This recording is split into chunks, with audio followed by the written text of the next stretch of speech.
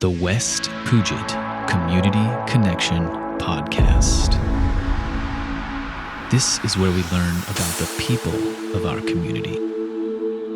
We learn what they do, and more importantly, why they do it. Subscribe by email at westpugetcommunityconnection.com. We look forward to learning more about you.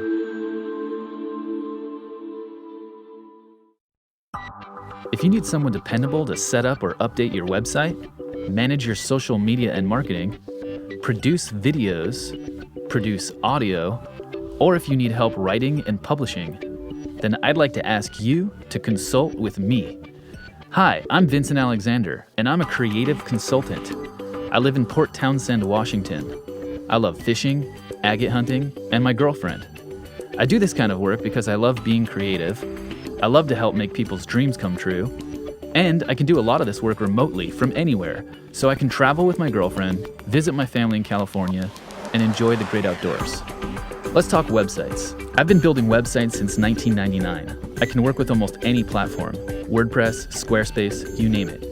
If you need a new website set up, or a webmaster to help you maintain and update an old website, Vincent Alexander is your guy. Let's talk social media and search engine marketing. I've been nailing top positions on Google since 1999, and I know how to help you do the same. If you need help managing your social media marketing like Facebook ads, YouTube videos, Instagram, I can help with that too. Let's talk video production. Maybe you want to make a video commercial for your business, or maybe you'll hire me to video your band performing your next show, or to produce a music video for your band, or your book release party, or graduation ceremony, or welcome video for your website, or video for your comedy group, or fishing videos, or real estate marketing videos. How about a demonstration or how-to video? Or whatever kind of video you want to produce, I can help. Let's talk audio production. Want to start your own podcast? Produce an audiobook? How about interviewing family members to record family history or an autobiography? Or maybe you want to record some music. I can set up some microphones, I can produce sounds, I can use stock sound clips to produce professional sounding audio. Let's talk writing. Need help writing a book, a song, a story, a poem? I can help with your creative process. And when it comes time to publish your book, music, or other media on Amazon, Apple iBooks, iTunes, Spotify, YouTube, etc., I can help with that too. So if you're a creative go-getter or your organization needs one on their team, fill out the contact form at vincentchiafalo.com right now or call 360-390-5293 or email me vincent@vincentchiafalo.com. Then I will contact you for a free discovery call where we'll discuss your needs in detail. Then I'll provide a proposal and client agreement. And once you agree, we can get to work at my hourly rate of $25 to $55 per hour, depending on the task I'm performing. I keep a careful log of every minute I spend working on your project and what I did during that time. I'll invoice you periodically by email, and you can pay via debit or credit through PayPal. Or pay me by check or cash, whichever you prefer. There's no binding contract, so you can work with me as much or as little as you want without any strings attached. So go now to vincentchiafalo.com and fill out the contact form. I look forward to helping you with all of your creative projects.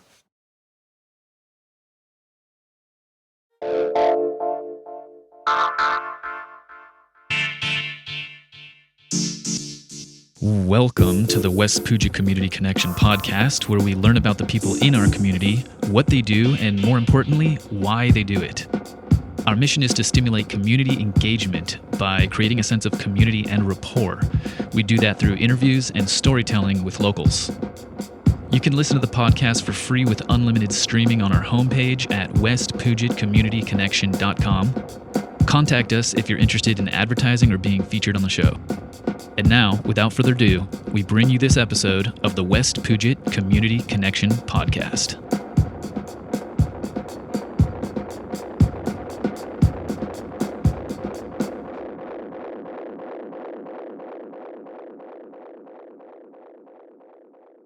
Hello, and welcome to this episode of the West Puget Community Connection Podcast. This is Vincent Alexander, the host of the show, and today I'm here with Dawn Darington. Dawn Darington is the owner of Choice Cannabis in Port Townsend. She also educates people about cannabis with her Cannabis 101 classes. She's very interested in health and how cannabis can be used in a healthy way. And she also has a passion for social issues.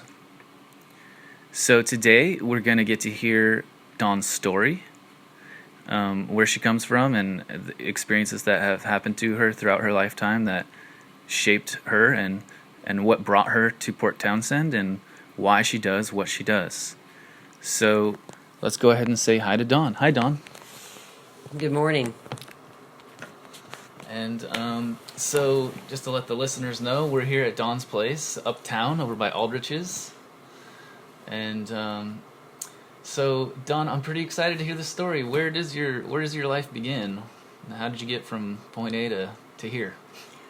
Sometimes I ask myself the same question. How did I get from point A to here?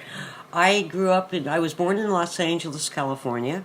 I grew up essentially in Cucamonga, California, which at that time was incredibly rural, mainly fields, orange groves, and grapevines.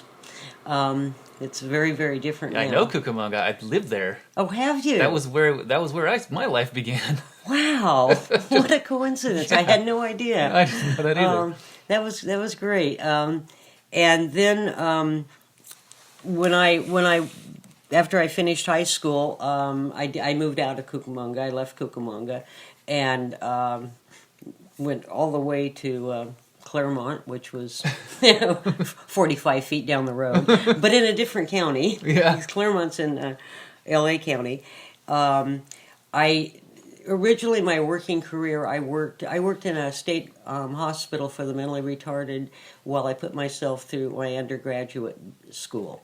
I always was interested in people's well-being and caring for people, and that just was a natural fit for me.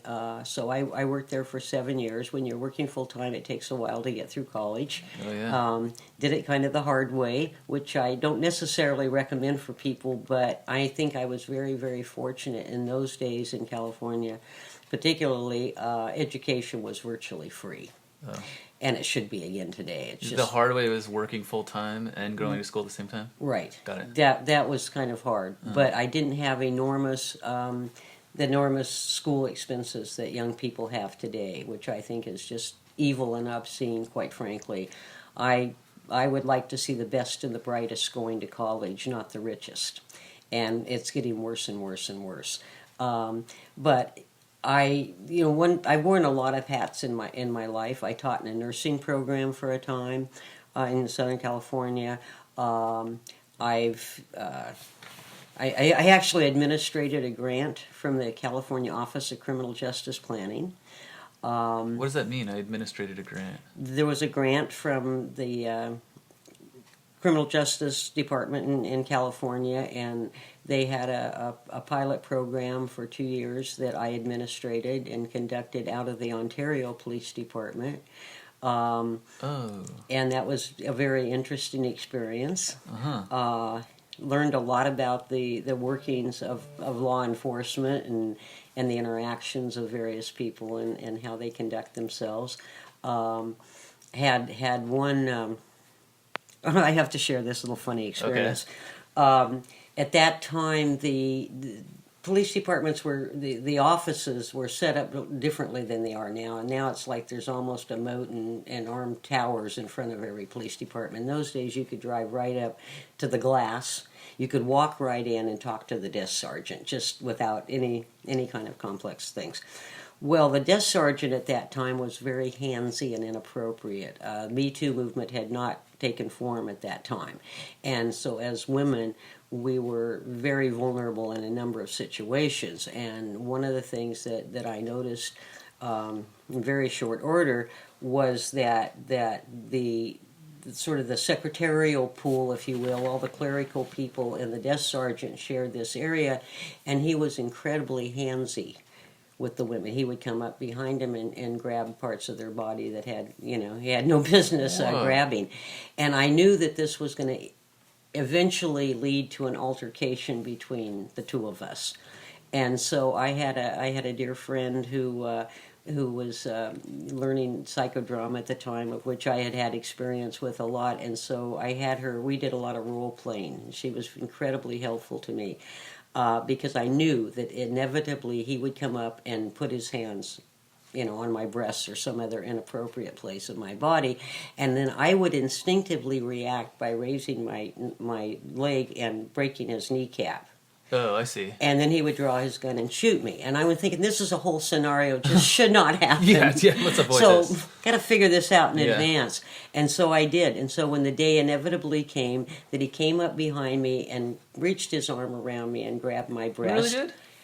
I swiveled my head, kind of like The Exorcist, and said in a voice that everyone could hear, I do not like anyone touching my body that I have not given permission to. And boy, he dropped his hand in a hurry, and the best of my knowledge didn't do that to anybody again. And all the clerical people are, yay! Wow. Yeah, because that's the way we had to deal with things in those days. Okay. When I was the director of therapy at a long-term mental health hospital, and one of the board members there had the same kind of problem, and he would, after their monthly board meeting, would come out into the units and touch the nurses inappropriately, and then they would come to me and complain. So one month, I stationed myself right outside the door that I knew he'd be walking through, and when he walked through, I looked him directly in the eyes, and I put my hand out and shook his hand with my right hand, and with my left hand, I grabbed his testicles and squeezed as hard as I could. His eyes almost popped out of his head, and all I said was, "Good morning, Bob." And he never touched another nurse. But that's the kind of thing that we had to do in those days. That is intense. It was pretty horrific, and many women still experience that kind of inappropriate actions, which is what's giving fuel, of course, to the Me Too movement. It's time to say collectively, we're not putting up with that anymore. Now, at this point in my life, doesn't happen to me a lot. I've sort of aged out of the that vulnerability, but my sensitivity to it has not aged out. Yeah. It's as appalling now as it was then. And I'm very grateful, though, that we have some mechanisms for dealing with those kinds of actions other than, Dawn having to be running around doing inappropriate things herself to counteract it. So that was kind of interesting. I always had, about cannabis, I always had a pretty open view of it. I was not a user. I never smoked. I never, indulged in it myself. I just, at one point in time, really kind of thought that people that smoked marijuana were silly. That why would you risk arrest for a sore throat, which was the reaction I had the first time that I had ever taken a couple of puffs on a joint that was going around, but I didn't have a severe case of reefer madness about it, is what I'm saying. I did have a bit of an openness to it. And my daughter was hit by a car which left a lot of injuries and left her epileptic. And because of my background working in the healthcare industry, I would not allow them to give her Dilantin, and she was allergic to phenobarbital, so we started with Tegretol and down that happy little pathway of dastardly epilepsy drugs. Nothing was working. And somebody said to me one day that they had heard that marijuana could help with epilepsy. And I went, really? And I started exploring. I started learning. I started researching. And in pretty short order, I started growing. Wow. In 1998, medical marijuana was approved in this state. And I had total ignorance about the laws, about that, but all I knew was, hey, it's legal here, so I started growing, looking for a strain that would be helpful for my daughter. And that was kind of my entry into the whole marijuana world. This was in 98? This was about, I don't know exactly what year it was. It might have been 99, 2000. somewhere right, pretty close after. That's when became you first kind of legal. really took an interest in cannabis? Yes, that was my first, and then the more I learned, the more passionate I became, and the more I learned about more conditions that it was helpful to. At that time, CBD hadn't even been identified. I believe THC had been identified, but that was really the only cannabinoid out of 144 that had been identified specifically.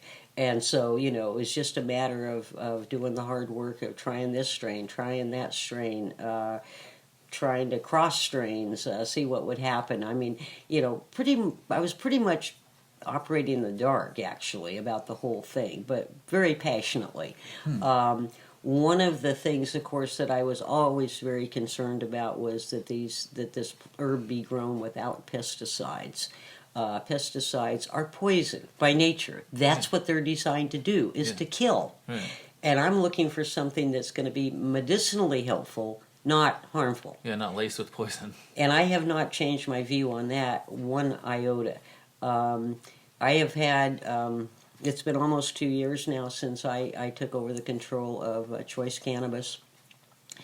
And one of the first things that I did, the first thing I did was to get rid of a lot of the things that were on the shelves at that time and replace and call growers that I knew had always been organic and ethical even before anybody was paying attention but me, and got their products in place, because I cannot in good consciousness sell poison to people and pretend like it's going to be helpful. That just goes against everything that I'm about. I believe that cannabis is an incredibly helpful herb in a vast variety of situations. It needs to be grown organically. It needs to be processed organically. Any solvents used, in my opinion, need to be also need to be organic, or certainly free of pesticides. I've heard people say, well, I tried smoking a joint one time and it gave me a headache. And my response to that is, I know exactly what's wrong. It's the pesticides. Cannabis does not give you headaches. Pesticides can give you headaches. Yeah. And so one of the things that when I teach my Cannabis 101 classes, is that I always tell people how you can, on your own, determine whether this cannabis is, if it's the fresh raw plant, if it's organic or not, because there really is a way to tell. It doesn't apply so much to the concentrates because they have been processed so much that the same things don't apply. So in terms of people getting concentrates, edibles, that sort of product, it takes the background of, are these ethical growers? What's their history been? And I like to go out to farms. And in the early days, it was difficult to get anybody to give me permission to go to their farm because everybody was paranoid. Oh, yeah. And usually for good reason. Yeah. But now I find it, of course, very easy. It's a different kind of world and structure, and most of my providers welcome me coming and seeing their farms. I like to see how they do it. People can tell you that they don't use pesticides, but I still have really good olfactory nerves, and I can smell them even if I can't see them. And, see the whole operation, because I want to bring quality, clean products into people. Yeah. Even if they believe that the reason that they're utilizing cannabis is purely recreational, there's still no reason why they should be poisoned. And I just read a study that was just done about a week ago, where somebody determined that 2/3 of the people who come to recreational stores actually come for medicinal reasons. They're looking for relief of something. It can be anxiety, it can be Crohn's, it can be MS, a lot of things, or it can be a lot of things that cannabis, various strains can be incredibly helpful for. Okay. I don't like, one of the things that's happened since since 5052 was implemented, the Senate Bill 5052, changed a lot of things in the world. It very effectively killed medical as we knew it, medical cannabis as we knew it. It drew a it just made the whole world very, very different. Not all to the good, quite frankly. But in the midst of all of this, while we're trying to get this all kind of worked out, like there was just a new thing that just came out today from the Liquor Control Board about products, and some of them were products they never should have allowed to be on the market in the first place, quite frankly. There are unfortunately way too few people in Olympia who know anything about cannabis, and persist in not knowing anything about cannabis, which is very frustrating to me, because I think things could have been implemented in a much, much better way. They're not even doing testing for pesticides and heavy metals anymore. That's unconscionable. That's unconscionable. This is an industry that grew out of criminality because of it being illegal for over 80 years. So who was to fill the void but a lot of people that have a criminal mindset? And unfortunately, a great number of them are still involved in the industry. They made a lot of money selling poison to sick people, and that gave them a lot of money to enter into the so-called legal market in very good financial stead. And, I see them. There are companies that I won't carry their products because my memory goes back. I remember what they were doing to people 6 and 7. Even if they cleaned their act up now, it was only because they were sort of made to. And so, I don't like to deal with people like that. We have hundreds of producer processors in this state, so it has become easier and easier actually to find really good, reputable, ethical, clean products. Cool. So, yeah. That's good. That's good news. That's the good news. Yeah. That is the good news. Unfortunately, there's still a lot of the garbage still out there. But one of the reasons I like to teach the classes is so that people have a bit of a guideline on how they can make sure that what they're putting into their body is not going to harm them.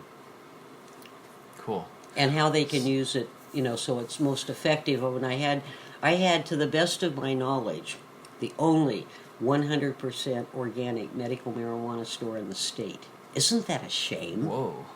And the bigger shame is there'll never be another one. Why? Because the market just doesn't, at this particular point in time anyway, the market does not support that. Most people don't care. Most people don't pay attention.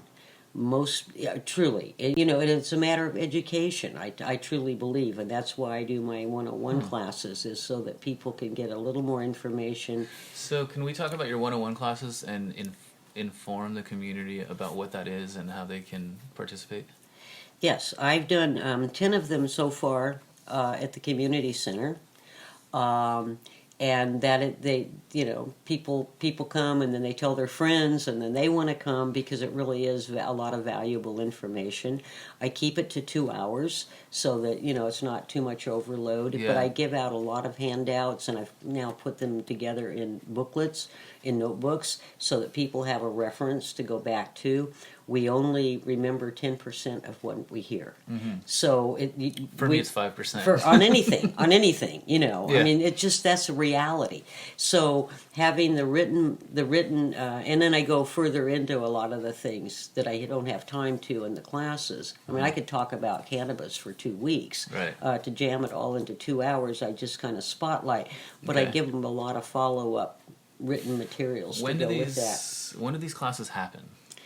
I've scheduled them just at various times, a lot of Saturday afternoons after the farmer's market closes, because otherwise parking's a problem. I am going to be I did one a couple of weeks ago at the Unity Church for their health fair, and I believe they're going to be having another one in March. Their big one, I think, they're going to have in March, so I'll probably be part of that.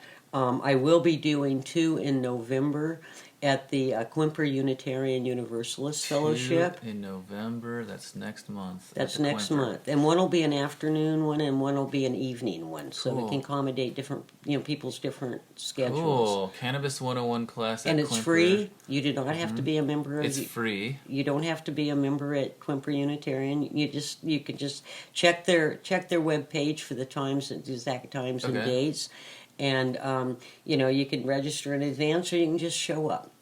Register in advance or just show up for a 2-hour 101 Cannabis 101 class. Right. One of the experiences I'd have when I had my medical store was word started kind of getting out that I knew a lot about cancer and cannabis, which I do, and other issues. And so people started showing up that had already been through chemo, radiation, whatever, with the Western treatment, and then patted on the head and told to go home and get their affairs in order because they'd be dead in less than 6 months. And I always wished when they had come in the door they found me earlier in the process, because having to clean up after chemo and radiation makes it a little more work than just straight out. But there are over 30 of the people that came into my door that are still alive today. And this is, I haven't even, my medical store has been closed for, 3 years or more. And so... So the information you're sharing in Cannabis 101 is saving lives? That's right. It saves lives. And but people would come in and they'd think that they would be walking out with a bag of pot. And Well, that's a nice oh dream. no, you can't smoke enough to cure anything. Right. And so full extract cannabis oil, organic full extract cannabis oil. I would give them information about more appropriate diets, so their diet wasn't feeding the cancer. Information about Isiac. I mean, I like a lot of herbs. Cannabis isn't the only herb I like. It's just like kind of the chief one. Yeah. But there's Isiac, which is a combination of 4 herbs. You make a very pleasant tea and drink that has been known to eradicate cancer in people all on its own. But I really kind of believe in pulling in everything you can. Get your diet right. Yeah. Get your sleep right. We only heal when we sleep. We don't heal while we're awake. But that's when we're supposed to be doing things to help the healing happen. All healing actually comes from your body. There is no drug or no herb that heals you. It's your body. But we want to give our bodies as much positive resources and helpful resources as we possibly can to let that happen. Got it. I've heard that before. That's Yeah. All right. So it was the late 90s and you were in California and you were getting real excited about cannabis. Well, no, actually I had moved here in 94. I was wondering, I was trying to figure out, you moved to Port Townsend in 94? No, I moved to the Pacific Northwest. Pacific Northwest in 94? First it was Bothell, then Shoreline, then Seattle. Some reason I thought I needed to live in Seattle, and being politically involved, it was great being in Seattle. But I get up every morning now and thank my lucky stars that I no longer live in Seattle. I love Port Townsend. I am in love with Port Townsend, totally. I love just about everything about it. There's a few little glitches, like there are any place, but all in all, it's a much better fit for you. It's a magical town. It's the people are just lovely. I really care about the people here. I have met and made such wonderful, wonderful friends. Yeah. I mean, I miss my friends in Seattle, and I got a note last week from one of my friends saying, "I miss you." That's all it says. I miss you, and I miss them too. But I have such a rich life here now. That I've kind of built up with various organizations and people, and it's exciting, and I love the enthusiasm of people that are involved in social justice issues, the OLICAP people, the hospital people. I mean, there are just some marvelous, amazing people in this town. And just walking down the street, people are friendly. Yeah. Gosh, this town has something going for it. It really, really does. Now we have our share of wing nuts. That's what I kind of call the kind of crazy, everywhere you go. Addicted people. They're everywhere. But they seem to be mostly a little better under control. Maybe it's because they're not all concentrated in one area, kind of like Seattle, where they, all jam downtown and accost people and stab them and things like that. I feel incredibly safe here. I love the deer. I told, when I moved over here, I told everybody, I'm trading my squirrels for deer, and it's a heck of a good deal. It's a good deal. But I just love it. I love the co-op. I love Aldridge's. I love the Blue Moose Cafe. I mean, there's just so many wonderful, so many gems there. It's little such a gems. Yeah, it's such a. I mean, even just walking across the alley here over to the Uptown Pub on the back, where nobody, I think, but me pays attention, are wonderful little things on the wall. Little treasures. There's little treasures everywhere in this town. There's little treasures everywhere. There is. And our wonderful little odd radio station. What a incredible mix of programming they have there. There is so much to enjoy in this town. Absolutely. Everyone I interview talks about how much they like it here, and it's like there really is something where you fall in love with this town really quickly. Yeah. Well, I fell in love with it long before I came here. I used to bring my girlfriends over here for little romantic getaways and weekends and that sort of thing, and never having an idea that I would be so incredibly fortunate as to be able to live here. It was just always a place that had a draw. I was always drawn to Port Townsend. Just for the whole kind of beauty and ambiance. So you moved to the Pacific Northwest in '94, and by '98 you were getting really interested in cannabis because your daughter had epilepsy, and then, is there any other aspects of your story between then and now that you want to share, or? I don't know. Well, my primary thing was epilepsy because of my daughter. So when I was diagnosed with bilateral breast cancer in 2010, I was incredibly grateful that I already knew that cannabis cures cancer. I guess I'm not ever supposed to use that word, the C word, but I do. I didn't know how. I just knew it did. And so I called Rick Simpson, who's the Canadian who let the world know that cannabis cures cancer. But at that time, he was hiding out in Europe because the Mounties were after him. The pressures are everywhere to maintain the obscene profits of pharmaceutical companies, of the whole Western medicine regime. So they were after him for having the audacity to say that, it actually works. He was not incredibly helpful in terms of he didn't know. I know a whole lot more now, and hopefully he does too, than he knew then. Oh, interesting. But he did give me a couple of little pointers about alkaline, and that got me on a whole other thing about where I discovered the alkaline diet. Cancer cannot exist in an alkaline environment, and so.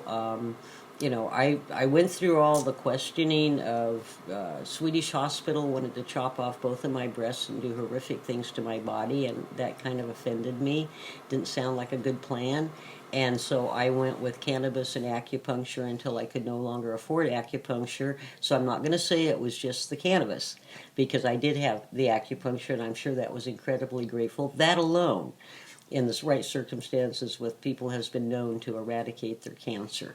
Wow. So, there are a lot of things that alone have done that.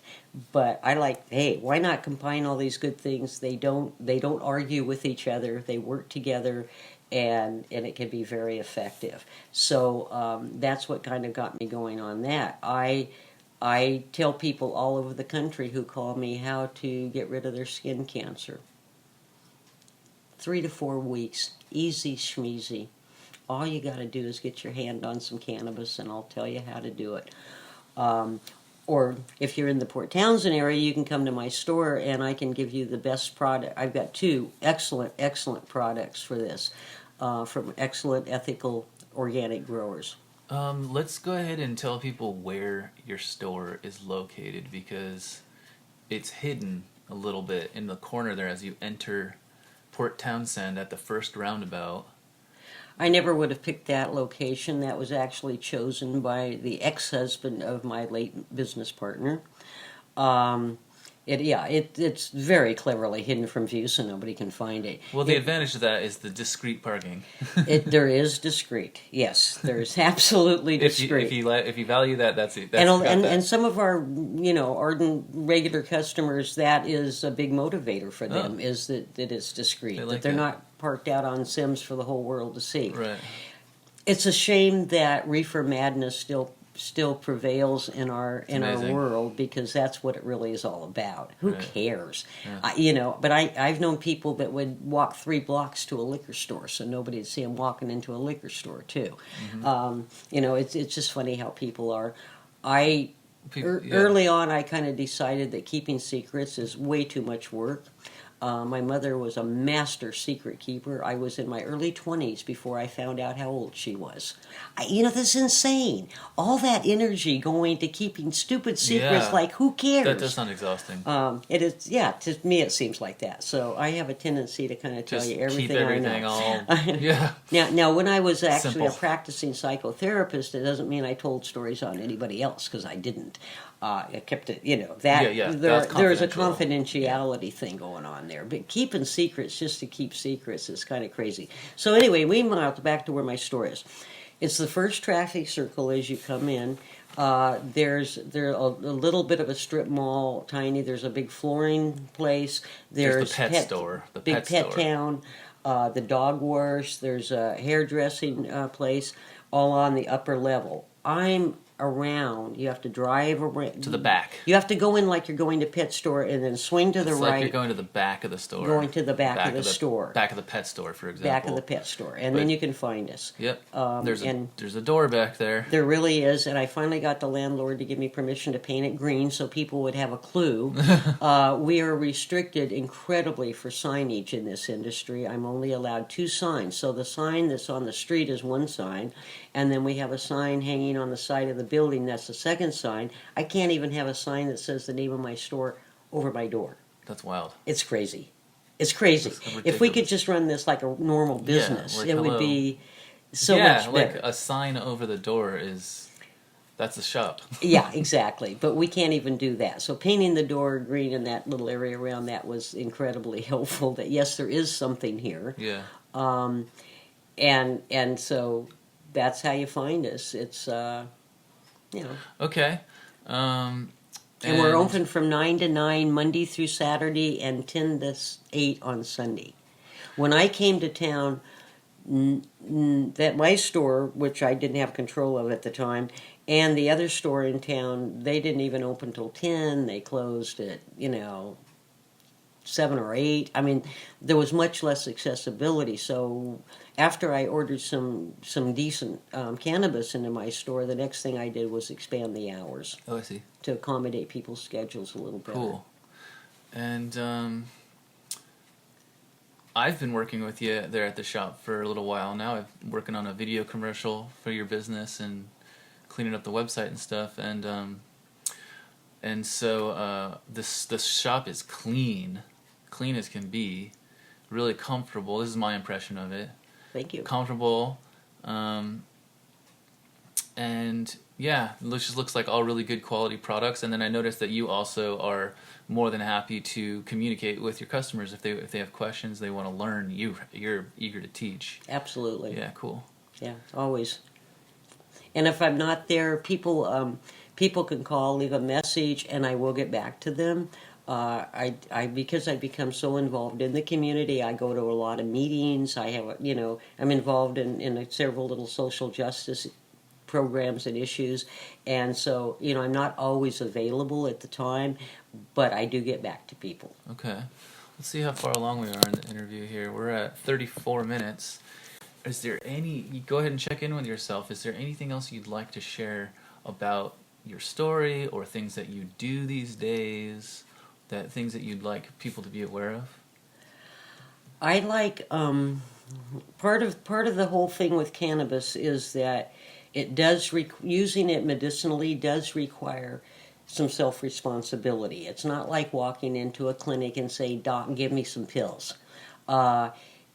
it does require self-responsibility in terms of, because we all have our own personal biology and we all have our own packet of issues that we're dealing with, and that can change over time, or for some people stay pretty constant. But we do have to find what types of strains are most helpful, what types of cannabinoids we need to be looking for in our cannabis, what terpenes are, which is a whole nother conversation.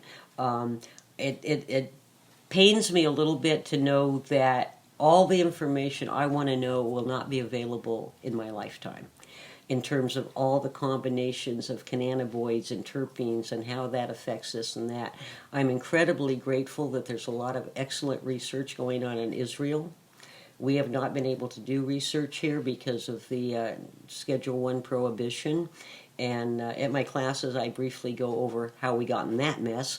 And hopefully we're going to get out of that mess. But my big fear is that the process of getting out of that big mess is going to give the total control to Marlboro and Monsanto.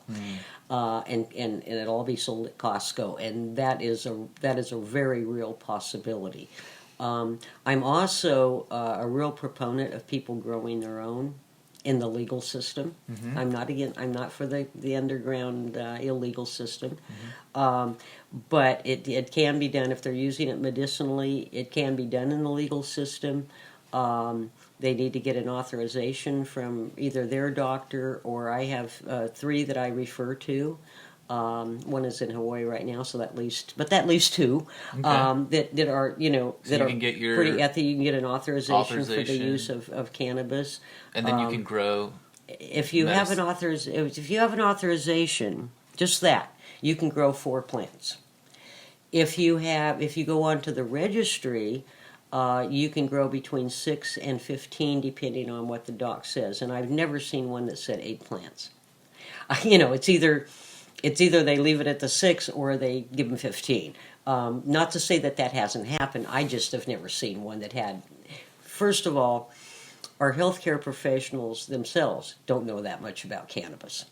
The ones that I really like are learning, and they're learning more.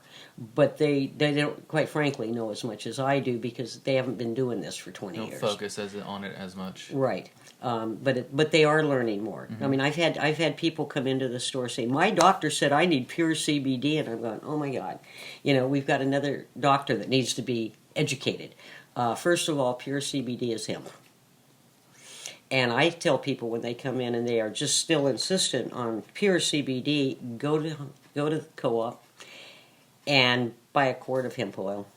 It's a whole lot cheaper, and it hasn't been processed and convoluted, and that'll give you your CBD, quite frankly. CBD actually, in most situations, virtually all, according to me, works better when it has its THC component. These 2 cannabinoids were designed by somebody way smarter than me, way smarter than you, and those 2 cannabinoids need to work together. Actually, all 144 cannabinoids need to work together. Wow. I mean, I love CBG, CBC. You can go right down the alphabet soup. But you wouldn't want to isolate any one of those things. I don't like the isolate, and that is one of the new trendy things that's happening in the industry, is what they call distillate, and that's where they are isolating one cannabinoid.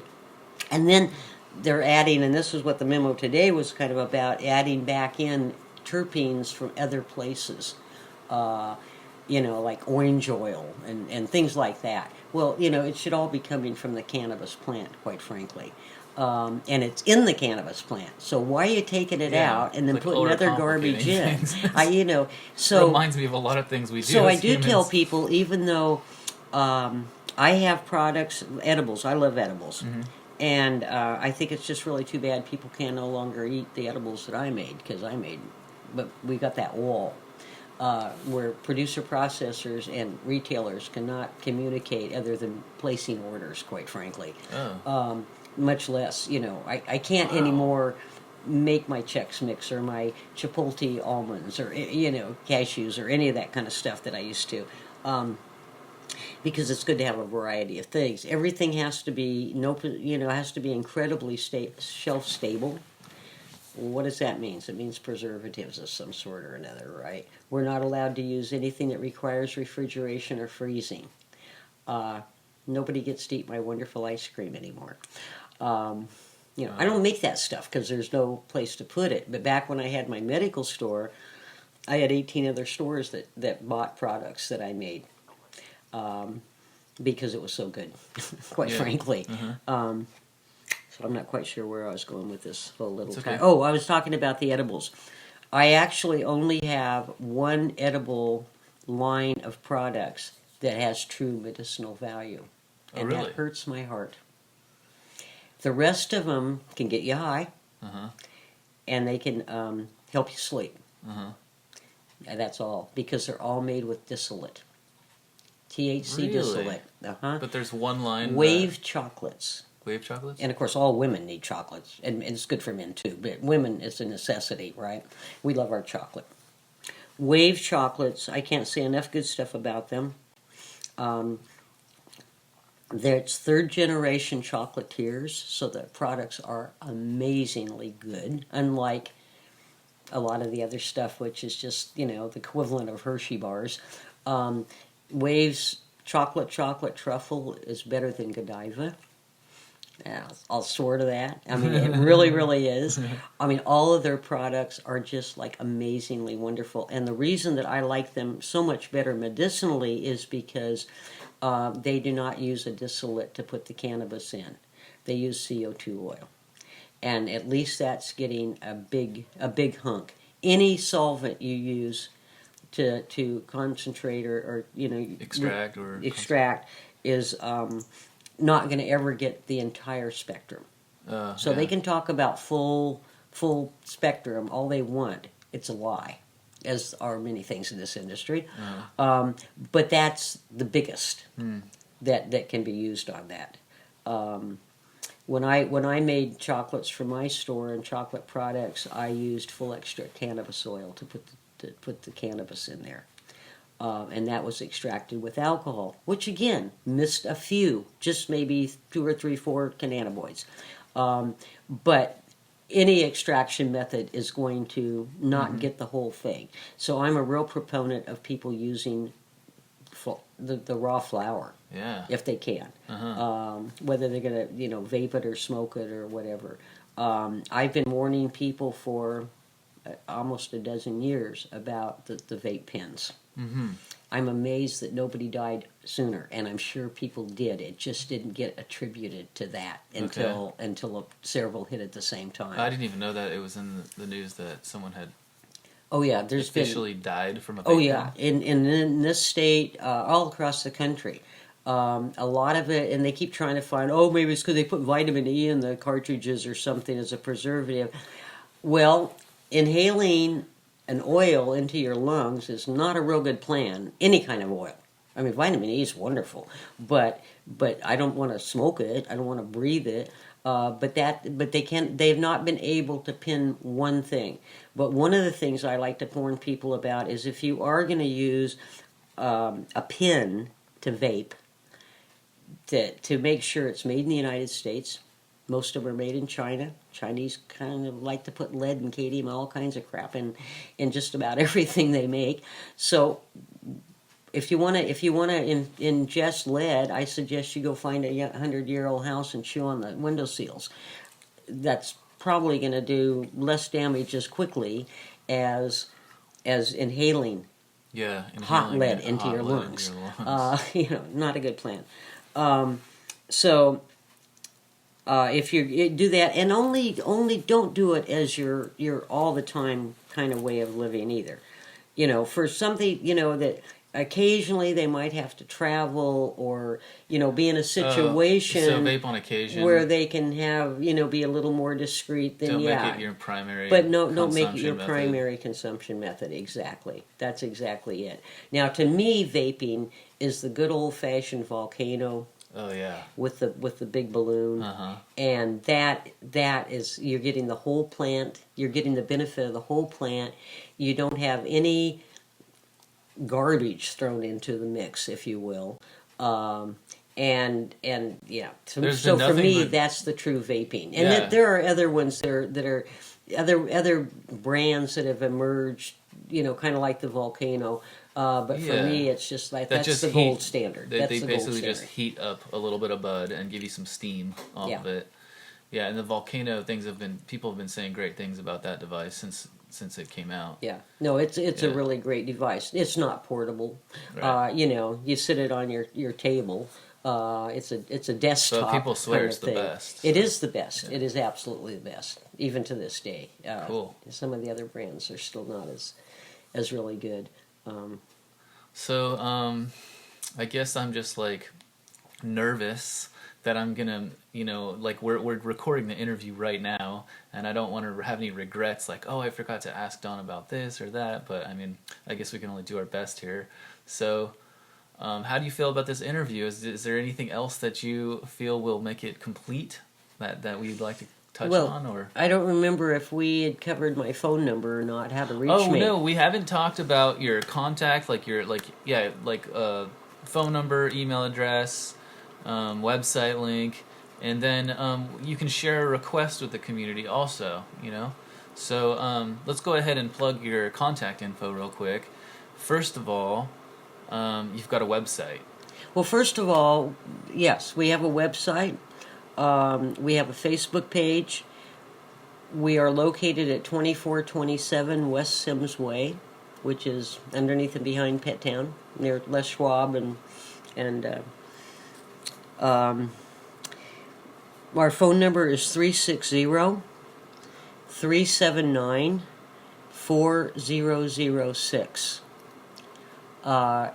If we're busy with customers, it'll happen. There won't be anybody for a few minutes, and then all of a sudden 6 people walk in at once, and that makes it difficult to answer the phone sometimes. So, leave a message, call back. Mm-hmm. If I'm not there, which I'm not there all the time because I've gotten socially involved in political issues in town, so I go to a lot of meetings, OECAP and that sort of thing. But I will get back to you. Okay. Just have them write out a message for me, and I will get back to you.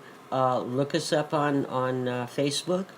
Yeah, the Facebook and the web. Well, the .com is choicecannabispt.com. Yes. And then if you go on Facebook and just search Choice Cannabis PT, it'll pop right up the page. You can like the page there. There's also an Instagram account. I think it's at Choice Cannabis PT if you want to follow there. Yeah. So we try to make it easy for people to contact us. Cool. And you don't have to live in Port Townsend to give me a call. Okay, great. I get calls from people all over the country and Canada, actually.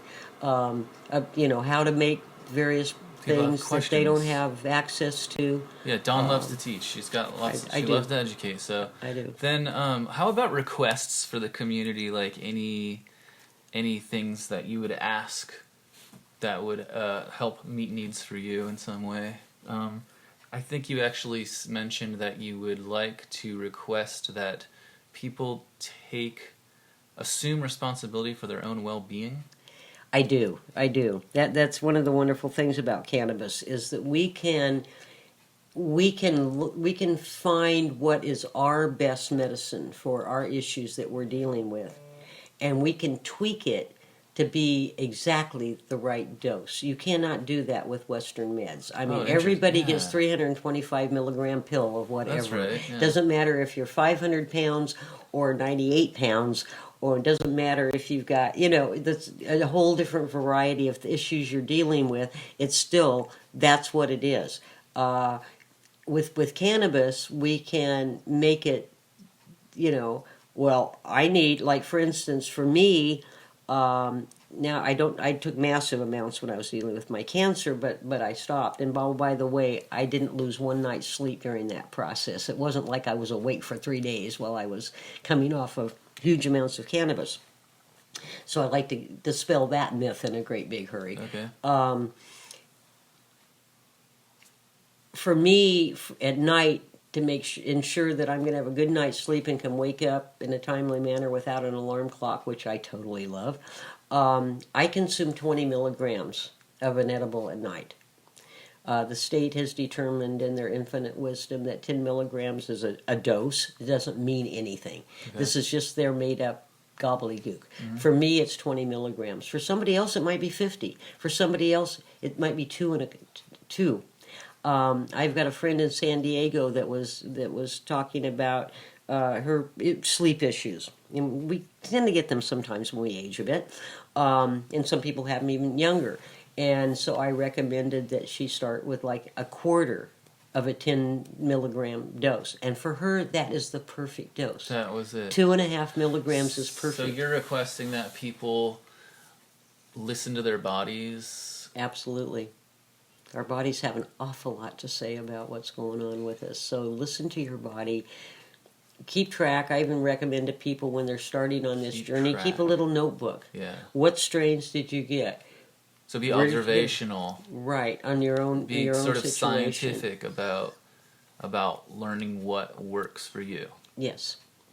Cool. And then when you find it, stay to it. Now, one of the interesting things about people that are using cannabis for pain, it's so unlike Western meds. If you go into a doctor and you've got these pain issues and they prescribed you, God only knows what, some dreadful thing that you could get addicted to, but that's a whole other thing. And then it's not working so well, they up the dose. With cannabis, we do exactly the opposite. Oh. It seems that people very often plateau around 3 months, and then we reduce the dose to maintain that effectiveness. Isn't that interesting? That is really interesting. I've heard of the so-called reverse.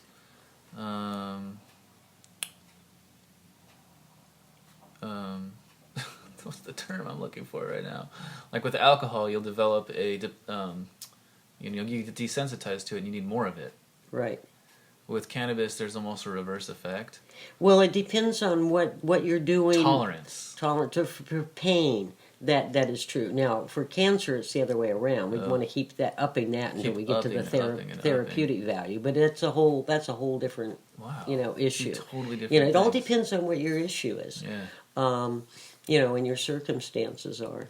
Yeah, neat. That's interesting. Yeah. Okay. Thanks, Dawn. Well, thank you.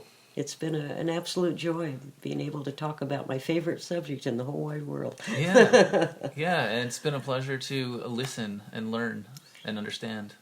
And one of the things when you were saying about you'll think of something later, I have to tell you, every time I do a Cannabis 101 class, as I'm driving away, oh my God, I should have said this. Right. I can't get years into 2 hours. So there's always something. Always more to say. And you know what? But that's okay, because what is it they say? Always leave your audience hungry. Oh, yeah, that's right. So they'll come back. Okay, cool. Right? All right. Well, hopefully they're well appetized and they'll be coming into your shop one important thing I do want to say about edibles is don't eat the whole thing. If you're not used to edibles, if you haven't built your tolerance, and we do build a tolerance to cannabis, just like we do to a lot of things, start out with microdosing. Microdoses. You want to start with microdosing. Don't make it a horrible, unpleasant, awful experience. You don't want to overdo it. It's it's unpleasant. So I always say don't start with any small. More than a quarter of whatever it is. And then give yourself time. Give yourself many, many, many hours to decide what that experience was like. Right. Don't wait 1 hour and then eat more. Yeah, I've got a funny story, but I'm not going to say it on the radio about my sure daughter and her husband and marijuana. Lots of funny and they made that mistake of 20 minutes into it. It's like, it didn't hit me yet. And it's not going to kill you or anything. It's just, it's just not pleasant. Know that. Yeah. Cannabis, if it's processed with poison, it might kill you. Yeah. But that's not the cannabis killing you. Cannabis has never killed anyone. You may wish it would. I've had that experience myself in past years. But what you do is you drink a lot of water, eat starchy, non-infused foods like potato, rice, bread, and find yourself a safe, comfortable place, sit down and know you're not going to die. Yeah.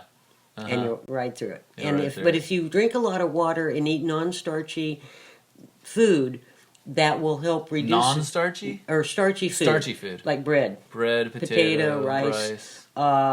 That can take your 6 hours of misery down to 2. Oh, so that's a blessing. Interesting. Yeah. Okay. All right. That's okay. So that's tips if you eat too much. And don't drive. Yeah, and don't drive. For sure. Go to sleep. Go to sleep. That's the best thing to Let do. your body heal and recover. Exactly. Yeah. All right, Dawn, thank you so All right. much for the interview. Thank you. I'll see you at the shop. All right. Okay.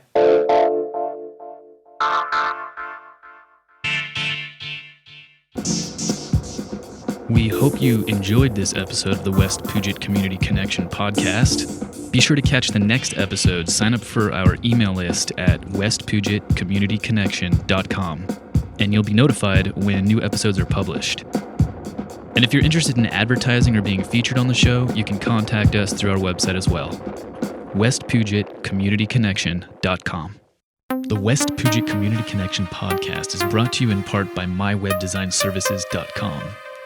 Quick, easy, affordable websites that look amazing across all devices. For a quote or to get started today, visit mywebdesignservices.com. The West Puget Community Connection podcast. This is where we learn about the people of our community.